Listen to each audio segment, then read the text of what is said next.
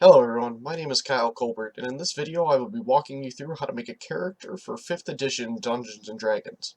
Dungeons & Dragons, also known as D&D, is a cooperative role-playing game where you will be taking on the identity of a character along with other players to complete goals, quests, and adventures.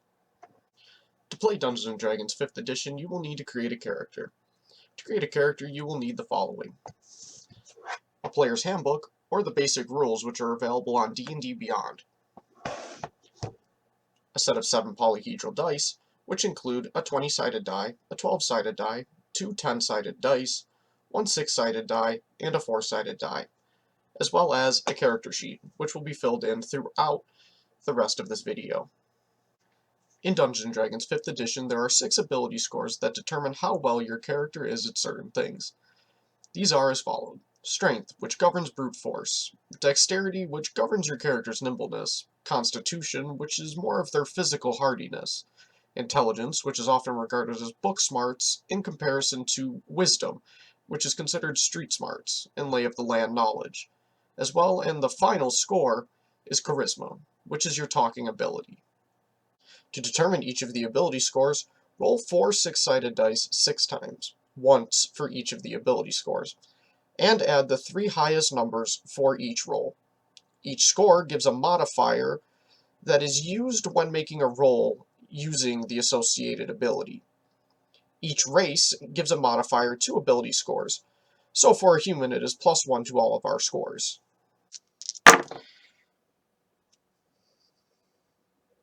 As shown in the demonstration video, the ability scores we have rolled up are a 14, a 7, a 14, a 15, a 12, and a 10.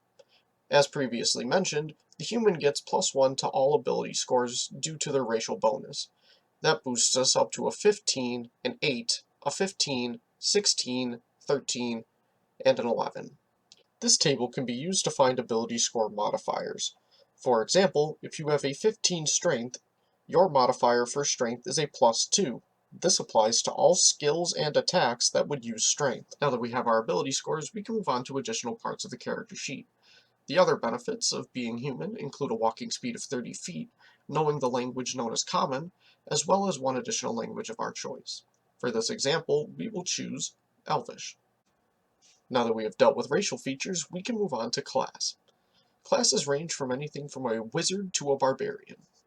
Classes dictate a lot of what you can do as a player. They give health, items, features, and proficiencies. Good classes for new players include Barbarian, Fighter, and the Warlock. As stated previously, a player can become proficient in many things, including weapons, armor, saving throws, or skills. When a player is proficient with a skill, they gain a bonus to any roll made using that skill or weapon. For example, when making an attack roll with a proficient weapon, the player will roll the d20, which is a 20-sided die, and add any modifiers. If they are proficient, for example, with a longsword, they will add their strength and their proficiency bonus. The proficiency bonus for a level 1 character is +2, and will increase in level as the character levels up. Each class has a unique set of starting equipment that allows for variation in how you want to build your character. These unique choices include things such as weapons and armor, as well as what type of starting equipment pack you would like to choose, which can create a variation in what items you begin play with, which can include anything from thieves' tools and other burglary supplies to an explorer's pack, which includes rations, rope, and a bedroll. The final aspect of the character sheet is the background.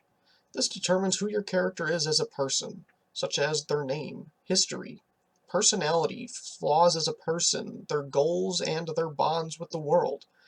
You can choose a background from a list in your rule set.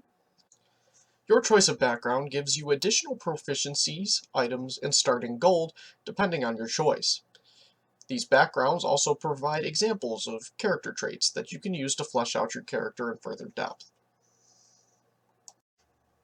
And with that, that is the end of the background, and the end of character creation for Dungeons & Dragons 5th edition.